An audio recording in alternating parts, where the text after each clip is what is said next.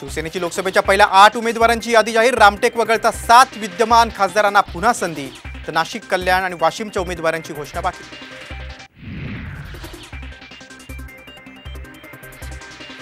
शिंदे गटाचे आमदार संजय गायकवाड यांनी बुलढाण्यातून दाखल केला लोकसभेचा उमेदवारी अर्ज. उमेदवारी यादी जाहीर होण्याआधी बंडाची भूमिका.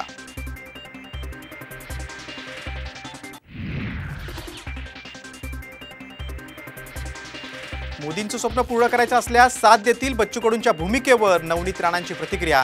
तर विषय संपला, आता डायरेक्ट कार्यक्रम. बच्चू कडूंचे बंडाचे संकेत.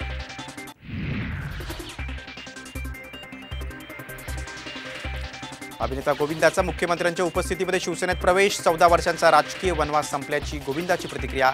मुंबई उत्तर पश्चिम मतदारसंघातून उमेदवारी मिळण्याची शक्यता. भाजपकडून खासदारांची तिकीटं कापली जात असल्यानं शिवसेनेत अस्वस्थता. वाटाघाटीत नेत्यांना बोलवलं जात नसल्याबद्दल नाराजी.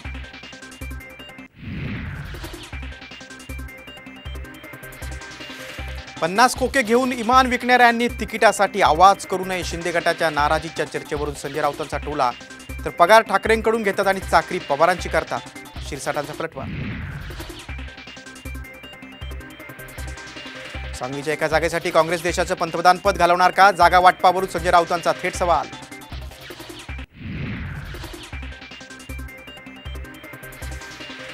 प्रकाश आंबेडकरांकडून संजय राऊतांविरुद्ध पोस्ट. संजय किती खोटं बोलाल, असा सवाल करत आंबेडकरांनी साधला निशाणा.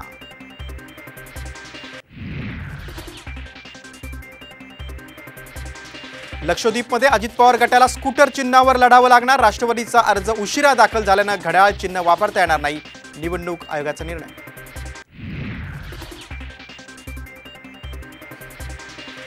आणि प्रफुल्ल पटेल यांना सीबीआय कडून क्लीन चिट. घोटाळ्याचा तपास सीबीआय कडून बंद. एअर इंडियाच्या विमान खरेदीत अनियमितता झाल्याचा होता आरोप.